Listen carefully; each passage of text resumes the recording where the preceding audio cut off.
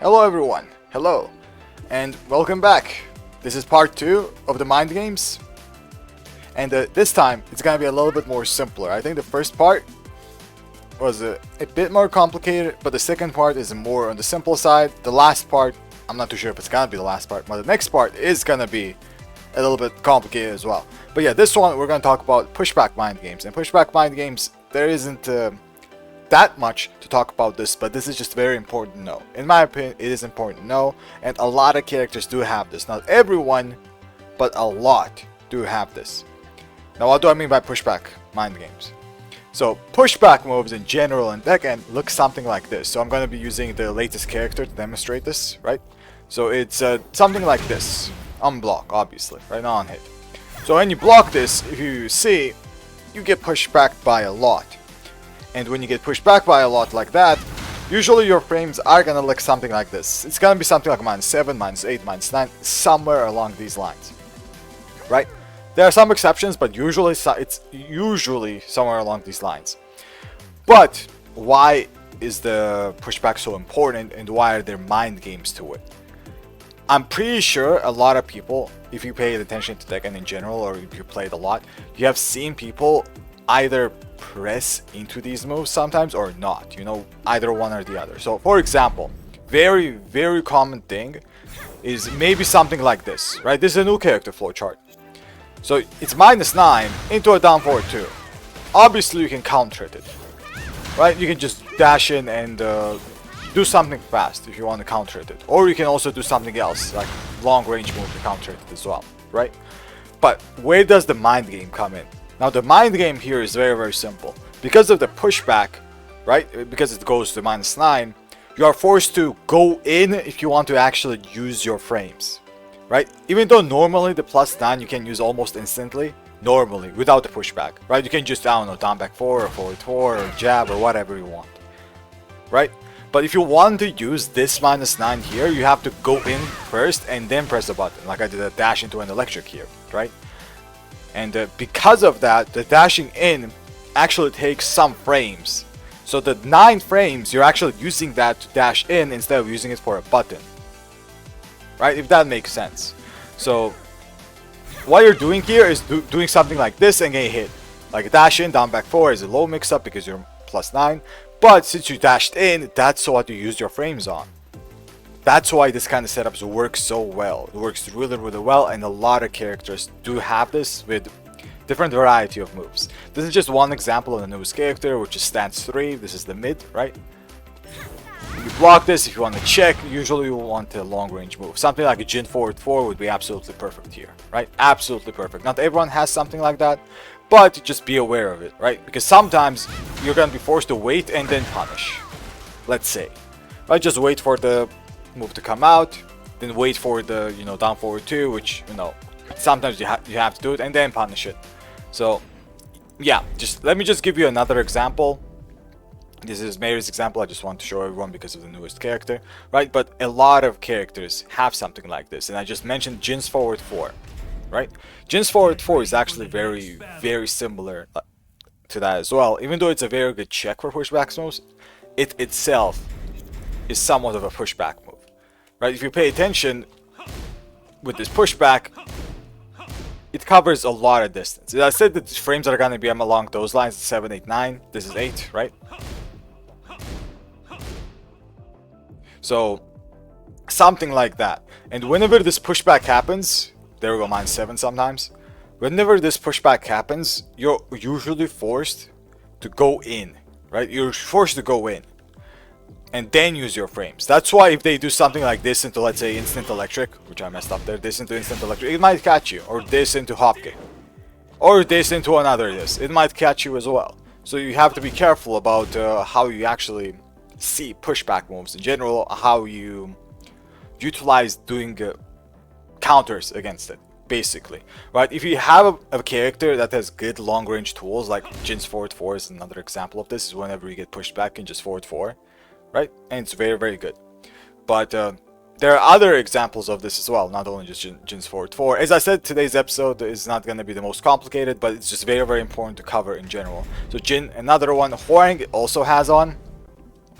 with just frame skyrocket, and Hwoarang is actually pretty important as well. And the flowcharts, by the way, are not limited to buttons. So this just frame skyrocket, I'm not the best at it. Let me try to do it. There we go. So the just frame skyrocket is -8, right? And it will have slight pushback depending on the range that it hits. Like if you're very close, the pushback is not that high. But whenever it hits something along like these lines a little bit further, I say I'm not good. I don't play Hwoarang. Yeah. The pushback can be higher. So you have to be careful when it comes to that. Yeah.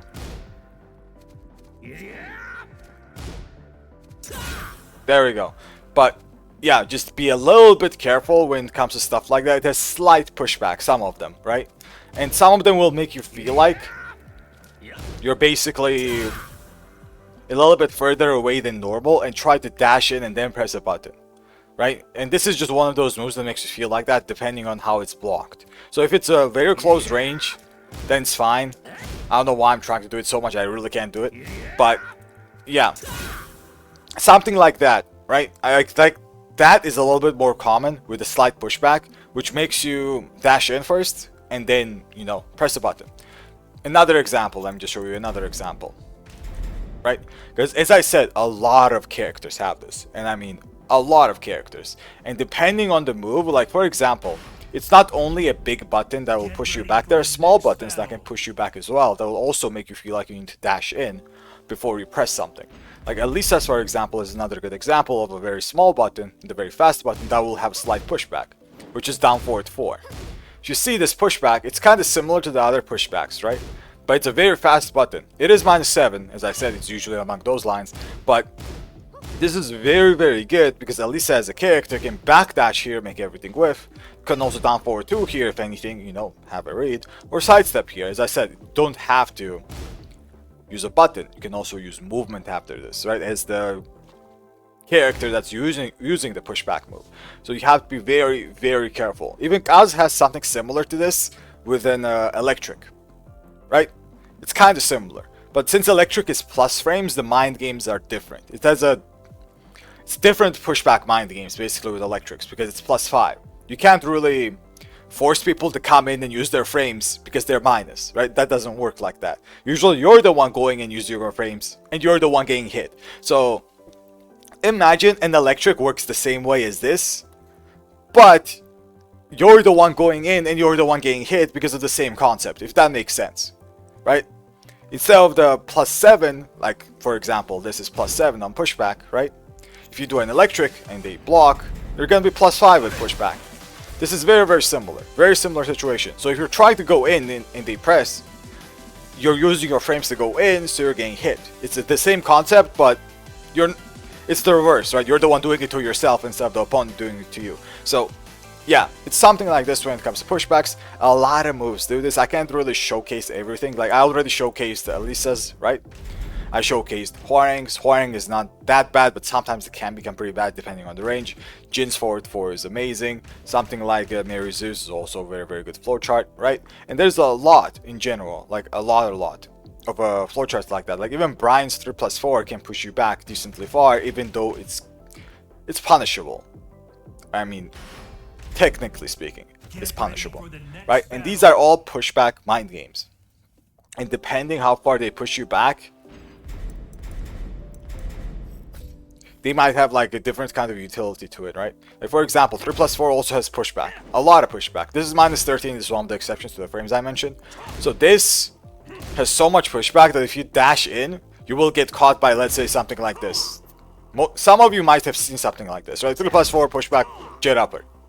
And you might get caught by this because of the pushback mind game, because you're trying to dash in and then press a button. And that won't work. That's why it's so good to check people after it. Even though this is -13, checking is still good. Excuse me. So yeah, it's still very, very amazing. But pushback is not only limited, this is also very important.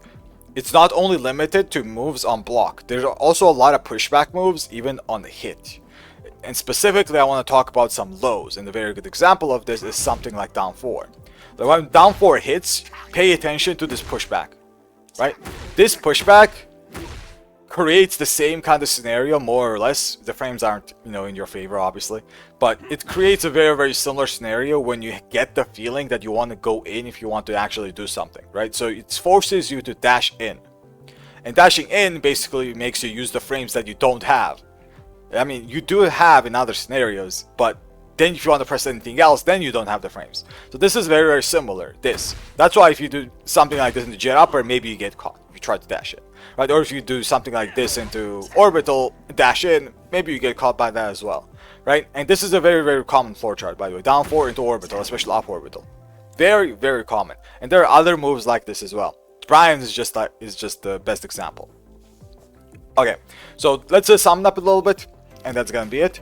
So basically, there are moves in Tekken 8 that create pushbacks that do give you the frames, but the frames don't really mean that you can take the frames instantly because of the pushback. That the best way for me to describe it is these are moves that make you feel like you want to dash in before taking your frames, or just makes you feel like you want to dash in first before pressing a button, right? Which means the opponent can use that in their advantage, and since they know you're dashing in, they can just press a random button and hit you with it, right? So this is basically the simplest way I can explain it. Moves that push back, they press the button after the pushback, you dash in so you get hit. If you don't dash in, you have to use the long range moves to actually use the frames. If you don't have a long range move, you have to either wait or just not do anything in general. I mean, same thing, right? Just not do anything in general and try to punish whatever they press, or if they not press anything, just let them get away with it. So it depends. If you have a long range move, it's amazing to do. Gym players, forward 4. Kazuya, forward 3. Sometimes it can work even though it's punishable. So yeah, basically this is why it's important, and that's why you might see a lot of players get hit by some stuff like this, or maybe you yourself get hit by stuff like this. So yeah, YouTube, thanks for watching. That's gonna be it for today. It was a little bit more simpler than the previous one, as I said. And the next one will most likely be covering frames. I'm not too sure. But yeah, thanks for watching once again. Till next time.